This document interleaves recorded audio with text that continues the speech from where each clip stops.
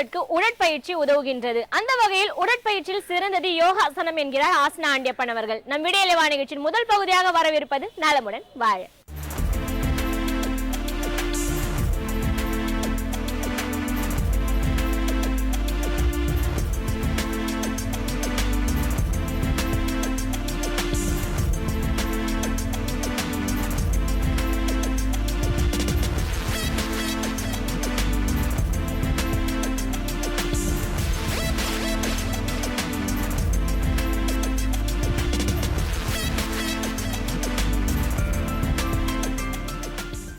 என் அருமை உலகத்தமிழ் மக்களே, தாய்மார்களே, சிறார்களே, பள்ளி மாணவர்களே, கல்லூரி மாணவர்களே, யோக நண்பர்களே, யோக விரும்பிகளே, உங்கள் அனைவருக்கும் என் இனிய காலை வணக்கம். கலைஞர் தொலைக்காட்சி நிகழ்ச்சியில் நலமுடன் வாழ என்னும் பிரிவில் யோகாசனத்திற்கு அதிக முக்கியத்துவம் கொடுத்திருப்பதை நீங்கள் அறிவீர்கள். அதிகாலை வேளையில் முதல் நிகழ்ச்சியாக நமக்கு தந்து கொண்டிருக்கிறது. ஆண்டு பல காலமாக இந்த நிகழ்ச்சி உலகமெல்லாம் மக்கள் பார்த்து ரசித்து பழகி பலன் எய்து கொண்டிருக்கிறார்கள். சிறுவர் சிறுமியர்கள் இங்கே வந்திருக்கிறார்கள். அவர்கள் அற்புதமான ஆசனங்களை செய்ய போகிறார்கள். நீங்கள் பார்த்தால் ஆச்சரியப்படுவீர்கள். அவ்வளவு கஷ்டமான ஆசனத்தை சின்ன குழந்தைகள் கஷ்டமான சொல்லிக்கூடாதான் மேல் வெளி வரும், கால் வெளி வரும், ஓடி விடுவார்கள், ஆசனமே வேண்டாம் என்று சொல்லிவிடுவார்கள். ஆனால் இவர்கள் கஷ்டமான ஆசனத்தை அனாசாயமாக செய்கிறார்கள். அதைத்தான் நாம் பார்க்க வேண்டும். 3 பேர்களும் இப்பொழுது வெவ்வேறு ஆசனங்களை கந்தாசனம், கூர்மாசனம், பூர்ண சலபாசனத்தை செய்ய போகிறார்கள். நீங்கள் பார்க்க வேண்டும்.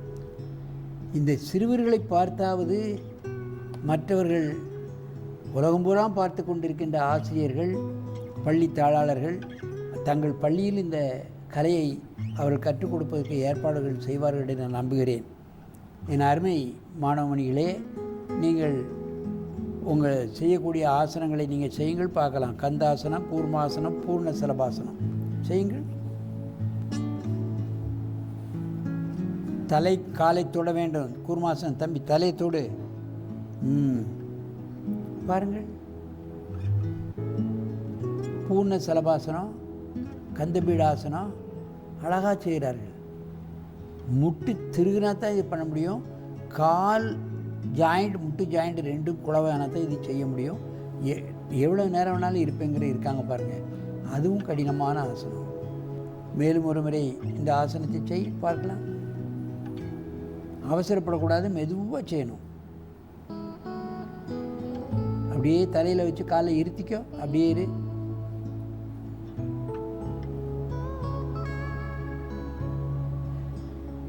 காலை மடக்கி வைத்துக்கொண்டு தலையை இப்படி பட்டர்ஃப்ளை ஸ்டேஜில் இப்படி காலை தொடுவது என்பது, தலையை தொடுவது கடினம். இந்த குழந்தை செய்கிற ஆசனத்தை யார் பண்ண முடியாது. கந்தபீட ஆசனம், ஊர்த்வ சலபாசனம். அப்படியே இறக்கி காலை நீட்டு இந்த ஆசனத்தை கலையுங்கள். நன்றாக மூச்சு இழுங்கள். இப்பொழுது ஒருவருக்கொருவர் நேராக பார்த்து கொண்டு இந்த ஆசனத்தை செய்ய வேண்டும். கையை பின்ன கொண்டு போ. அப்படி வரணும். நீ காலை சேர்க்கறதுக்கு பார்க்கணும் தம்பி. கால் முட்டை சேர் பார்ப்போம். கால் முட்டை சேர்க்கறதுக்கு பாரு.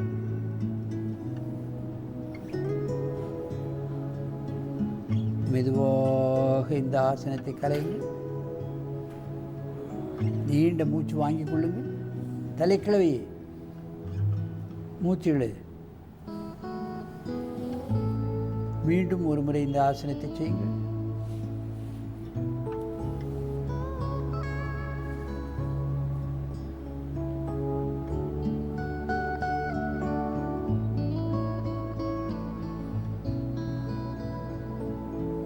மெதுவாக இந்த ஆசனத்தை கலையுங்கள்.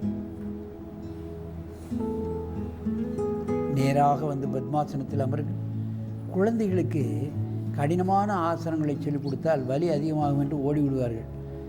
லகுவான ஆசனங்களை கற்றுக் கொடுத்து அதற்கு பின்னால் தான் நம்ம கடினமான ஆசனங்களை அவர்களுக்கு கற்றுக் கொடுக்க வேண்டும்.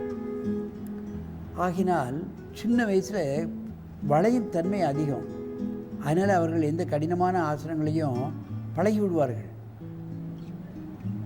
அப்படி இருந்தாலும் கூட எளிமையான ஆசனங்களை 1 மாதம் 2 மாதம் பழகிய பின்பு அதற்கு பின்னர் தான் நம் கடினமான ஆசனங்களை அவர்களை பழக்கி நம்ம அதில் செய்ய சொல்லணும்.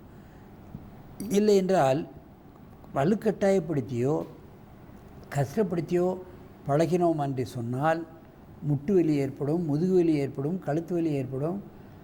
அதனால் வலி அதிகமாகிவிட்டது என்று சொல்லி அதை அழ ஆரம்பிக்கும். ஒரு டாக்டரிடம் கொண்டு போனால் அவர்கள் ஆசனத்தை நீங்கள் சொல்லிக் கொடுக்கப்படாது என்றே சொல்லிவிடுவார்கள். லகுவான ஆசனங்களை 1 மாதம் பழகி அந்த உடல் உறுப்புகள் எல்லாம் வளையும் தன்மை வந்த பின்பு நீங்கள் மற்ற கடினமான ஆசனங்களை செய்ய வேண்டும்.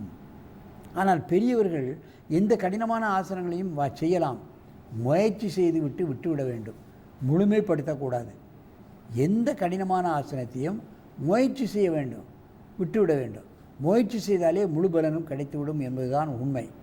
ஆசிரியர்களோடு பெரியவர்கள் சேர்ந்து பழக வேண்டும். அப்படி பழகும் பொழுது கடினமான ஆசனங்களும் வயதானவர்களுக்கும் ரொம்ப குண்டானவர்களுக்கும் வந்துவிடும். அதுதான் உண்மை. ஆகவே எடுத்த எடுப்பிலேயே அவர்களும் ஆசனங்களை கஷ்டப்படுத்தி முழுமைப்படுத்தக்கூடாது என்பதை கூறிக்கொண்டு எல்லா தரப்பினரும் ஆசனங்களை பழகி நோயற்ற வாழ்வே குறைவற்ற செல்வம் என்னும் பேற்றினை பெற்று மக்களுக்கு சேவை செய்ய வேண்டும் என்று கேட்டு உங்களிடமிருந்து விடைபெறுவதே ஆசனம் ஆண்டியப்பன். வணக்கம்.